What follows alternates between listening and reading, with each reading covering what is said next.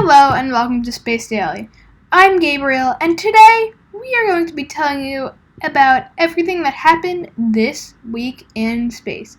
So, we're doing it the same way that we did it last time, and if you guys didn't like it, then just let me know, and we will go ahead and change back to the old way. But not a lot happened this week, so let's get started. First up was the core stage hot fire test. I'm gonna hit play.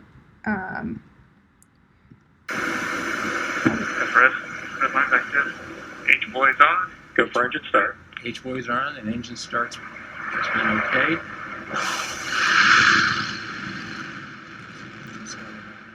And all personnel, we've got engine start, and we're for the bus count. All personnel, please continue to monitor your system, and grass is in control.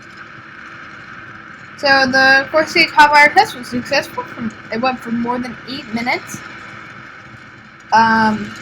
This is the full duration, so I'm going to kind of skip ahead here. Everything was looking good. Everything was looking good. Let's go ahead and skip here.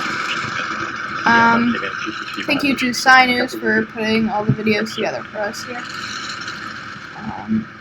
There is the SLS. 7 minutes of the question. People have 7 minutes. I'm gonna go ahead and skip ahead here.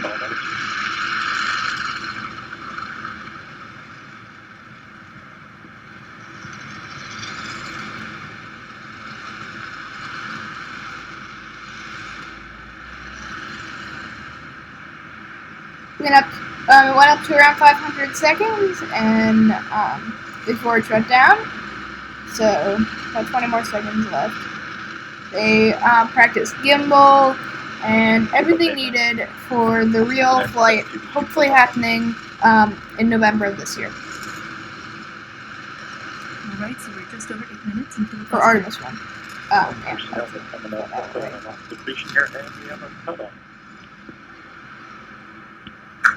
All right. REA, can you verify REA on channel 16? REA on channel. Okay. Safe engine shutdown, please.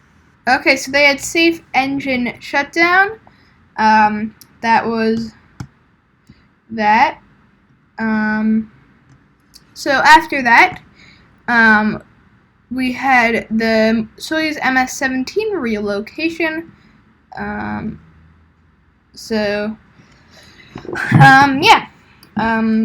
Just a couple seconds, I'm going to shrink it, and we will shrink myself, and we will show it to you. So, once again, thank you to Sinus for putting everything together, and we will get started with that now. Which will be the spacecraft in action today. The docking of a Carry 3 NASA mission has been issued to initiate the opening of the hooks holding the Soyuz to the Earth-facing side of the Rassvet module. Again, it'll take about 90 seconds for the hooks to open now. The mechanical contact is not illuminated anymore. Copy. Okay, so when... Separation. And the Soyuz has undocked. Undocking occurring on time at 11:38 and 30 seconds a.m. Central Time as the International Space Station flew. Okay, I'm gonna mute that, but anyway, we got a time lapse of the Soyuz undocking. You can see time lapse there, but yep, it did a couple of maneuvers. I'm gonna skip ahead. Then it approached again, and it docked. And the reason why they did this is for the upcoming Soyuz launch out of Kazakhstan, coming up April 1st. So they need to relocate it to make some room, and there are one astronaut, 2 cosmonauts on board to help relocate it. Let me go ahead and skip ahead here. They begun approach. Let's go ahead and unmute this. Chapter 5. That's 35. Correct? Section 1 pressure is 148. Spherical tank section 2 pressure is 185. Propellant value is 464. Okay, so it was a successful undocking and redocking. So our final thing for this week was the launch of the Soyuz 2-1A carrying the CAS 501 satellite and 37 other small satellites. So let me go ahead and shrink myself. Here it is.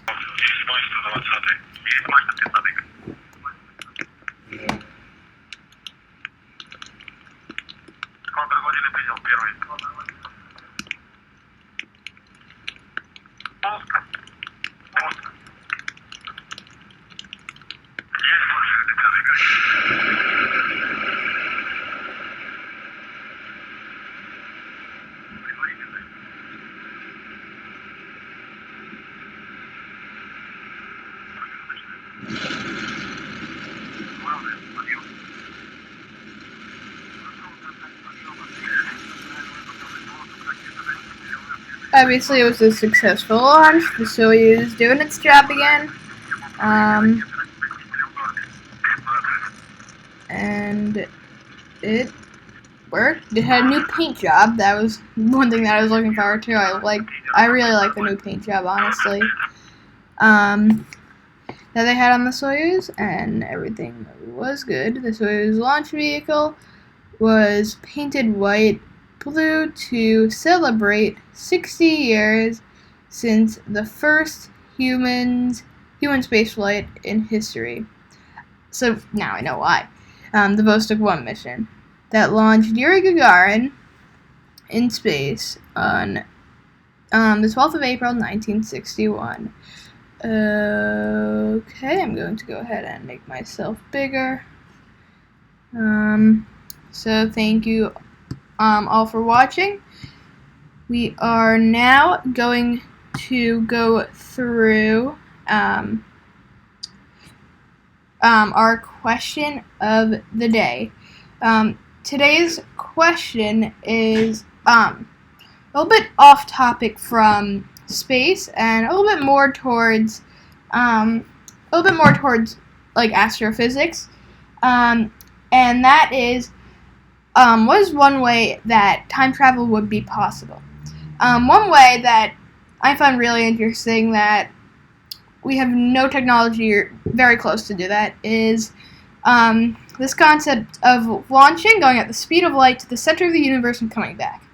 It would be 60,000 years for us here on Earth, and be 4 years for the person on the vehicle going at the speed of light. I'm still not sure exactly how it works, but it's something with the physics and how everything kind of... It's basically, the speed of light moves faster and whatever. Something about the way that the speed of light works is what causes it to happen. The only problem with that is we need the force of 9 million Hiroshima bombs to actually launch that rocket and get at the speed of light. And even with that, it'd take a year to happen. But fuel. We need, in order to do that, to go to the center of the universe and back, you need 2.5 times, or you're going to need 2.5 times the size of Earth fuel, like places for fuel, in order to launch it. So it's pretty far out of our reach, but if the technology advances that much, maybe we'll be able to get it, and someone will travel 60,000 years into the future, and it'll take him 4 years to do so, or him or her. So yeah, thank you all for watching, and we'll see you guys next time. Go ahead and subscribe over here and watch these 2 videos. Thank you all for watching, and we'll see you guys next time one more time. Goodbye.